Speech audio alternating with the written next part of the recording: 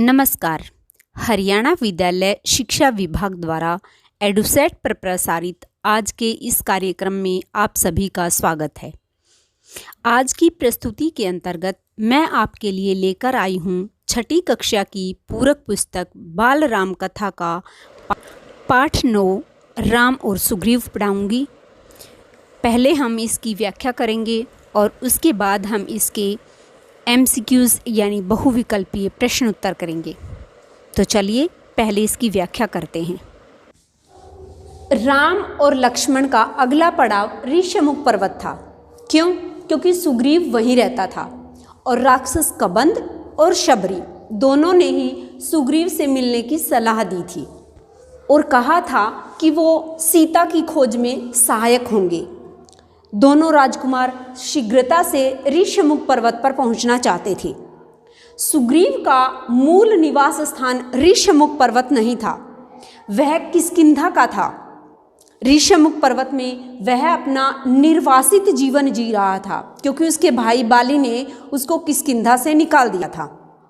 सुग्रीव किष्किंधा के वानर राज के छोटे पुत्र थे। बड़े भाई का नाम बाली था। पिता के न रहने पर ज्येष्ठ पुत्र बाली राजा बना। पहले दोनों भाइयों में बहुत प्रेम था। राजकाज में किसी बात को लेकर मनमुटाव हुआ, फिर झगड़ा हुआ और झगड़ा इतना गंभीर हो गया कि बाली सुग्रीव को मारने पर उतारू हो गया और सुग्रीव अपनी जान बचाकर ऋष्यमुख पर्वत पर आ गया। लेकिन ऋष्यमुख पर्वत पर आकर भी सुग्रीव का डर कम नहीं हुआ। वह चौकस रहता था। विश्वास पात्र वानर सेना के मुख्य जो सैनिक थे वो हमेशा उसकी पहरेदारी करते थे और सुग्रीव स्वयं भी पहरा देता था। इस डर से कहीं बाली के गुप्तचर सैनिक वहां ना आ पहुंचे। कहाँ? ऋष्यमुख पर्वत पर। एक दिन सुग्रीव पहाड़ी पर खड़ा था तो उसने देखा कि 2 युवक पहाड़ी की तरफ आ रहे हैं। उसने सोचा कि ये दोनों अवश्य बाली के गुप्तचर होंगे और वह मुझे मारने के लिए आ रहे होंगे। सुग्रीव ने तत्काल अपने साथियों को बुलाया और उन्हें बताया कि हमें ऋष्यमुख पर्वत छोड़ देना चाहिए। यह स्थान अब सुरक्षित नहीं है क्योंकि मुझे लगता है कि बाली के गुप्तचर अब यहाँ आ गए हैं।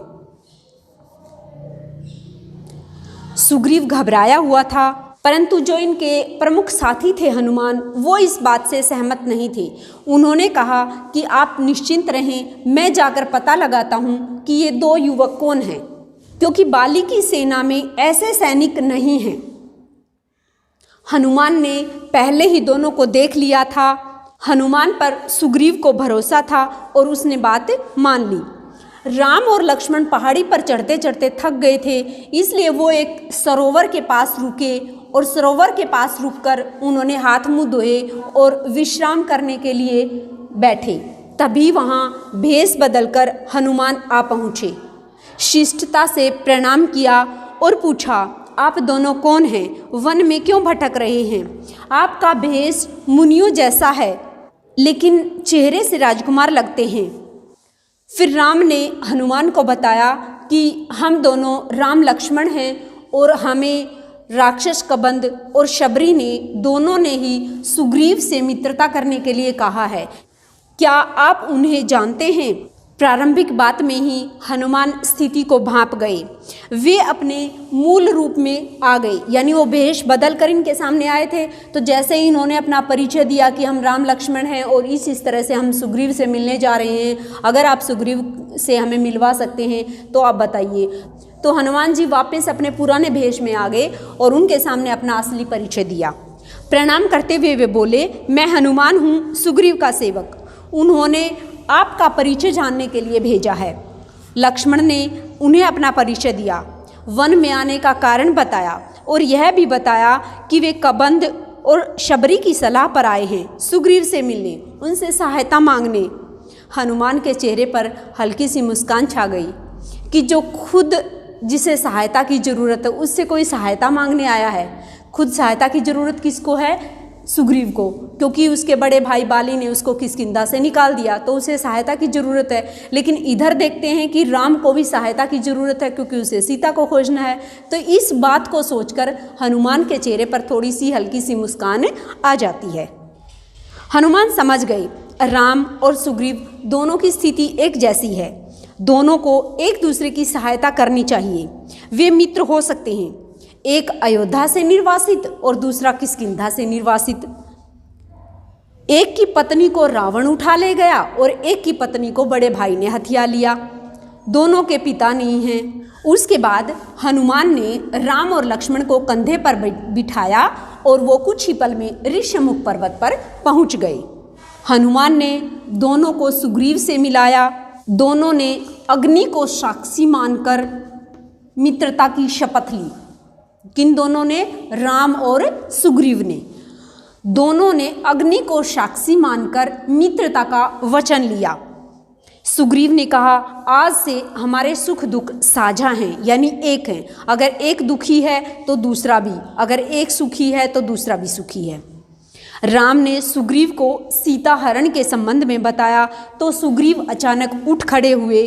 उन्हें कुछ याद आ गया। बोला, वानरों ने मुझे एक स्त्री के हरण की बात बताई थी, वह निश्चित रूप से सीता ही होगी। रावण का रथ इसी पर्वत से होकर गया था।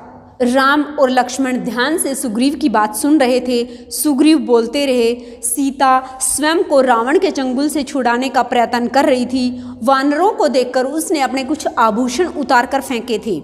गहनों की एक पोटली राम के सामने रखते हुए उन्होंने कहा, देखिए क्या ये गहने सीता के हैं। राम ने आभूषण तुरंत पहचान लिए। कुछ गहने लक्ष्मण ने भी पहचाने। गहने देखकर राम शोक सागर में डूब गए। उनके मुंह से निकला, धिक्कार है मुझे हे सीते, मैं संकट में तुम्हारी रक्षा नहीं कर सका। मेरा पौरुष, बल, पराक्रम, ज्ञान तुम्हारे काम नहीं आया। सुग्रीव ने उन्हें सांत्वना दी, सीता अवश्य मिल जाएगी, मैं हर प्रकार से आपकी सहायता करूंगा मित्र। रावण का सर्वनाश निश्चित है। राम के बाद सुग्रीव ने अपनी व्यथा कथा राम को सुनाई और बताते हुए कहा कि बाली यानी उसका बड़ा भाई, बाली ने मुझे राज्य से निकाल दिया है, मेरी स्त्री छीन ली है, मेरा वध करने की चेष्टा कर रहा है, यानी प्रयत्न कर रहा है। संकट के समय हनुमान, नल और नील ने मेरा साथ दिया, उन्होंने मुझे कभी नहीं छोड़ा। तो सुग्रीव का साथ किस किस ने दिया? हनुमान, नल और नील ने। उसने राम से सहायता मांगी। राम बोले, चिंता मत करो मित्र, तुम्हें अपना राज्य भी मिलेगा और स्त्री भी।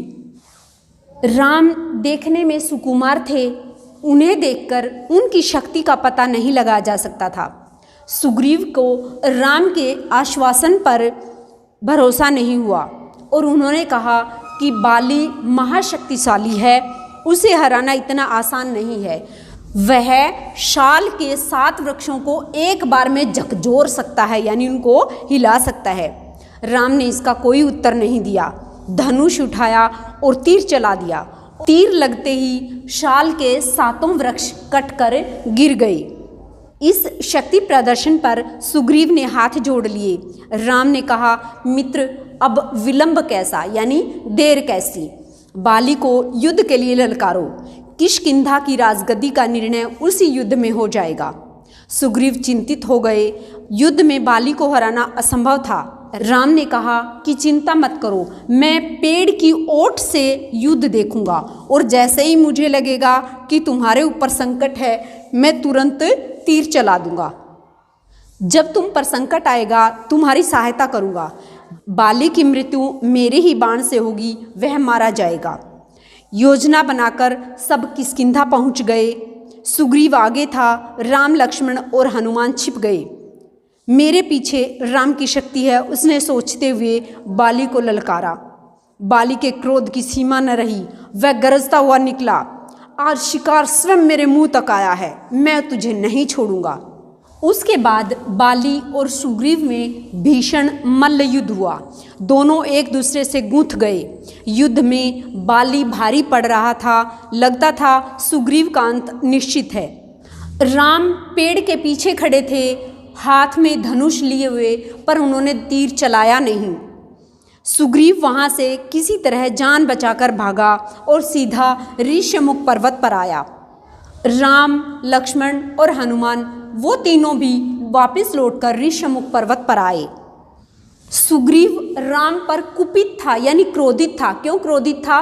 कि उसी ने भेजा कि बाली को ललकारो और उसके साथ युद्ध करो, और फिर उसने तीर भी नहीं चलाया क्योंकि बाली सुग्रीव पर भारी पड़ रहा था। तो किसी तरह बाली अपनी जान बचाकर भागा, तो क्रोध आना स्वाभाविक था। उसके बाद जब सभी वापस ऋष्यमुख पर्वत पर आ गए तो सुग्रीव ने राम से कहा, यह धोखा है, आपने मेरे साथ धोखा किया। अगर समय रहते मैं वहाँ से नहीं भागता तो बाली आज मेरा वध कर देता। लेकिन राम की कठिनाई दूसरी थी, क्योंकि बाली और सुग्रीव की शक्ल सूरत एक दूसरे से इतनी मिलती थी कि वो समझ ही नहीं पाए कि बाली कौन सा है और सुग्रीव कौन सा है। अगर वो तीर चला देते तो वो अपने दोस्त को खो बैठते, और ये दुविधा राम ने सुग्रीव को बताई। लक्ष्मण ने समझा बुझाकर सुग्रीव को तैयार किया एक और युद्ध के लिए। राम ने कहा, आओ मित्र, इस बार बाली को पहचानने में कोई चूक नहीं होगी। इस बार उसका अंत निश्चित है। सुग्रीव डरा हुआ था, घबराया हुआ भी, पर राम के कहने पर तैयार हो गया। सुग्रीव वापिस किष्किंधा पहुंचा। किष्किंधा जहाँ बाली रहता था, जो उसकी राजधानी थी। उसने बाली को ललकारा। बाली को सुग्रीव का यह साहस समझ नहीं आया। वह अंतपुर में था अपनी पत्नी रानी तारा के साथ। बाली की पत्नी का क्या नाम था? तारा। तारा के साथ बाली जाने लगा तो तारा उसे समझाने का प्रयास करने लगी। जाने से मना किया। बाली ने उसकी बात नहीं मानी। पैर पटकता हुआ बाहर आया, क्रोध से उबल रहा था।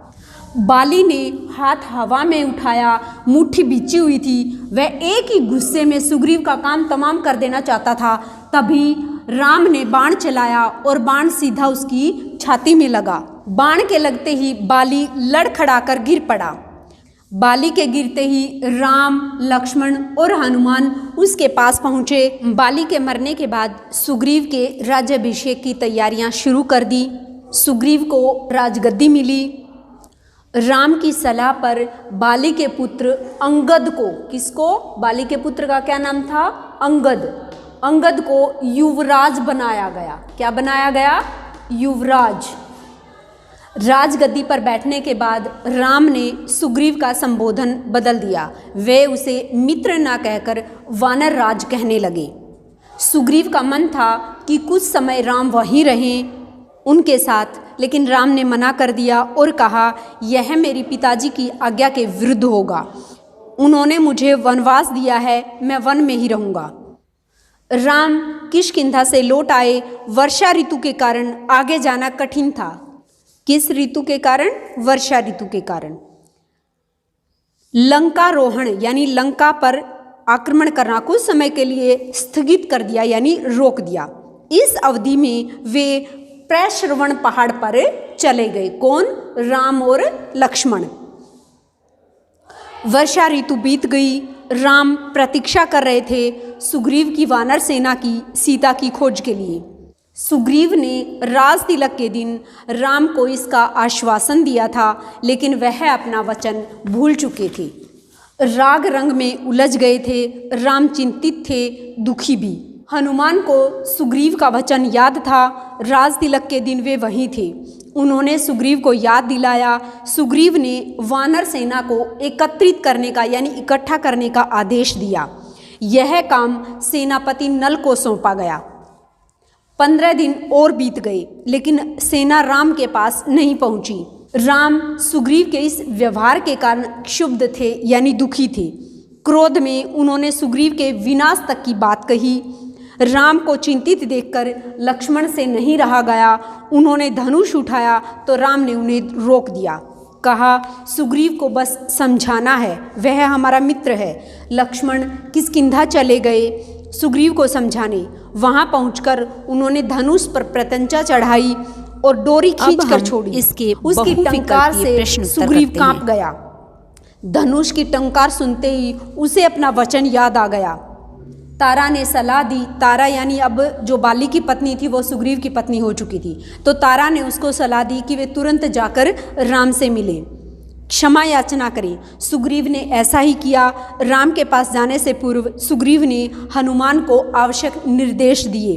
वानर सेना एकत्रित यानी इकट्ठा करने का आदेश। इस बार सुग्रीव सेना एकत्र होने तक नहीं रुके, तुरंत निकल पड़े लक्ष्मण के पीछे पीछे। राम के सामने जाकर भयभीत सुग्रीव ने राम से क्षमा मांगी अपनी चूक के लिए यानी अपनी भूल के लिए। राम ने उन्हें उठाकर गले लगा लिया। राम और सुग्रीव बात कर ही रहे थे कि तभी उछल कूद करती वानरों की टोलियां वहां आ पहुंची। हनुमान के साथ लाखों वानर थे, जामवंत पीछे भालुओं की सेना के साथ थे। इसके बाद लंकारोहण की योजना बनी। वानरों को 4 टोलियों में बांट दिया गया। कितनी टोलियों में? 4 टोलियों में। अंगद को दक्षिण दिशा में जाने वाली टोली का अग्रिम नेता बनाया गया। उस दल में हनुमान, नल और नील भी थे। यानी जो दक्षिण दिशा में टोली जा रही थी, दक्षिण दिशा में क्या था? लंका थी। तो लंका की तरफ जो जा रही थी टोली, उन वानरों की सेना का नेता किसे बनाया? अंगद का। और उसमें कौन कौन शामिल थे? हनुमान, नल, नील, ये सारे उसमें शामिल थे। राम की भी यही इच्छा थी। उन्होंने कहा वानरों की सेना भेजने से पहले चतुर और बुद्धिमान दूतों को लंका भेज दिया जाए, यही उचित है। राम और सुग्रीव की जय जयकार करते वानर अपनी निर्धारित दिशाओं की ओर चल पड़े। यानी जिन वानरों को जिस दिशा में जाने का निर्देश दिया गया था वो सब उन दिशाओं में चले गए। दक्षिण दिशा में जाने वाले दल को राम ने रोक लिया। उन्होंने हनुमान को अपने पास बुलाया। राम ने अपनी अंगूठी उतारकर हनुमान को दे दी। अंगूठी के ऊपर राम लिखा हुआ था। उन्होंने कहा जब सीता से भेंट हो तो यह अंगूठी उन्हें दे देना, वे इसे पहचान जाएंगी और समझ जाएंगी कि मैंने तुम्हें भेजा है। यानी राम ने हनुमान को भेजा है। कैसे पहचान जाएगी सीता? क्योंकि हनुमान को बताया गया है कि आप जब सीता से मिलें तो ये जो अंगूठी है वो उसे दिखा दे। जो दक्षिण दिशा में वानरों की टोली जानी थी वो किष्किंधा से चल पड़ी। आगे आगे अंगद और हनुमान चल रहे थे। चलते चलते वो एक ऐसे स्थान पर पहुँचे जहाँ भूमि थी ही नहीं, केवल पानी ही पानी था। यानी समुद्र था, विशाल समुद्र, अथाह गहराई, यानी बहुत ज़्यादा गहरा। लहरों की जो गरज थी वो कपा देने वाली। समुद्र को देखकर सबका साहस जवाब दे गया। वानर थक हार कर वहीं बैठ गए। अंगद ने कहा कि राम की सेवा में प्राण भी चले जाएं तो दुख नहीं होगा। जटायु ने अपनी जान दे दी, हम भी पीछे नहीं हटेंगे। तभी एक विशाल गिद्ध पहाड़ी के पीछे से निकला। वह जटायु का भाई था, उसी जटायु का जिसने सीता हरण के समय रावण से युद्ध किया था, सीता को बचाने की कोशिश की थी और उस कोशिश में अपने प्राण गंवा दिए थे। उसी जटायु का भाई इस पहाड़ी के पीछे से निकल कर आया और उसका नाम क्या था? संपाति। जटायु के भाई का क्या नाम था? संपाति। उसने कहा सीता लंका में है, मैं जानता हूँ, रावण उन्हें लेकर गया है, आप लोगों को यह समुद्र पार करना होगा। संपाति ने क्या बताया कि आपको ये समुद्र पार करना होगा, तभी आप लंका में जा सकते हैं और सीता जो है वो लंका में है। सीता तक जाने का यही एक रास्ता है। सीता की सूचना मिलने से प्रसन्न हुआ वानर दल फिर निराशा में डूब गया। समुद्र सामने था, विकराल था, उसे कौन पार करेगा, कैसे करेगा? अंगद उदास हो गए। अंगद क्या हो गए? उदास हो गए। लक्ष्य सामने था पर विकट था, उन्हें कुछ नहीं सूझ रहा था। बूढ़ा संपाति उनकी सहायता कर सकता था पर इस आयु में इतनी लंबी उड़ान उड़ना उसके लिए संभव नहीं था। वानर दल असमंजस में पड़ गया। अंगद ने पहले ही कह दिया था कि यहाँ से वापस नहीं जाएंगे जब तक राम का काम पूरा नहीं हो जाएगा, यानी सीता का पता नहीं लगा लेंगे। वे न आगे जा सकते थे और न पीछे जा सकते थे। वे एक दूसरे को देख रहे थे। इस दल में सबसे बुद्धिमान जामवंत थे। सबसे बुद्धिमान कौन थे? जामवंत। सब उसके पास गए, उसके पास भी इस कठिन प्रश्न का कोई उत्तर नहीं था। तभी जामवंत की दृष्टि हनुमान पर पड़ी। किस पर पड़ी? हनुमान पर। जामवंत की दृष्टि किस पर पड़ी? हनुमान पर पड़ी। वे सबसे दूर बैठे थे, चुपचाप। जामवंत जानते थे कि यह काम हनुमान कर सकते हैं। वे पवन पुत्र हैं, उनकी शक्ति अपार है, लेकिन उन्हें स्वयं इसका अनुमान नहीं है। उनकी सोई हुई शक्ति जामवंत ने जगाई और कहा, हनुमान आपको जाना पड़ेगा, यह कार्य केवल आप कर सकते हैं। और सभी की आंखें हनुमान पर टिक गई। किस पर टिक गई? हनुमान की। क्योंकि इस समुद्र को पार करने का साहस केवल और केवल हनुमान में था, इसलिए सबकी नज़र हनुमान पर टिकी हुई थी। हमने इस पाठ में पढ़ा कि हनुमान को भेजकर सुग्रीव पता लगाते हैं कि ये दो युवक कौन हैं। हनुमान उनके पास जाते हैं, वो राम लक्ष्मण होते हैं, और हनुमान उनसे परिचय प्राप्त कर उन्हें सुग्रीव के पास लाकर उनकी मित्रता करवाता है। उसके बाद राम सुग्रीव के भाई बाली का वध करते हैं और सुग्रीव को राजगद्दी देते हैं। उसके बाद सुग्रीव जो हैं वो अपनी वानर सेना को इकट्ठी करके चारों दिशाओं में सीता का पता लगाने के लिए भेजते हैं। दक्षिण दिशा में जो टोली जाती है सीता माता का पता लगाने, उनमें मुख्य रूप से नल, नील, अंगद, हनुमान और जामवंत थे। वो टोली दक्षिण दिशा की तरफ जाती है। राम हनुमान को अपनी अंगूठी देते हैं और बताते हैं कि अगर सीता आपको मिलती है तो आप ये अंगूठी उन्हें चिन्ह स्वरूप देना, ताकि वो पहचान जाए कि आप राम के भेजे हुए दूत हो। दक्षिण दिशा की तरफ गई हुई टोली फिर एक ऐसे स्थान पर पहुंचती है जहां आगे भूमि नहीं थी, केवल पानी था, और उस पानी के बाद लंका थी। उन्हें कुछ रास्ता नहीं सूझ रहा था। तभी पहाड़ी के पीछे से एक गिद्ध निकल कर आता है जिसका नाम संपाति था, और जो जटायु का भाई था वो उन्हें बताता है कि सीता को रावण उठाकर लंका में लेकर गया है, और लंका तक पहुंचने का एक सिर्फ यही रास्ता है कि समुद्र को पार किया जाए। सभी वानर चिंतित हो जाते हैं कि इस समुद्र को पार करना तो संभव नहीं है। तभी जामवंत जो सबसे बुद्धिमान थे इस टोली में, उनकी नज़र हनुमान पर पड़ी, और उन्हें पता था कि ये कार्य हनुमान ही कर सकते हैं क्योंकि वो पवन पुत्र हैं, और जामवंत हनुमान की सोई हुई शक्ति को जगाते हैं। इसके आगे की कहानी हम किसी और वीडियो में पढ़ेंगे। अब हम राम और सुग्रीव पाठ के बहुविकल्पीय प्रश्न उत्तर यानी MCQs करते हैं। प्रश्न नंबर 1 है, सुग्रीव ऋष्यमुख पर्वत पर किसके डर से रहता था? ऑप्शन क है बड़े भाई बाली के डर से, ख है छोटे भाई के डर से, ग है पिता के डर से, और घ है मित्र के डर से। और इसका सही उत्तर क है बड़े भाई यानी बाली के डर से। प्रश्न नंबर 2 है, सुग्रीव का मूल निवास स्थान कौन सा था? ऑप्शन है क है ऋष्यमुख पर्वत, ख है पंपा सरोवर, ग है किष्किंधा, और घ है सिद्धाश्रम। और इसका सही उत्तर ग है किष्किंधा। प्रश्न 3 है, सुग्रीव के बड़े भाई का क्या नाम था?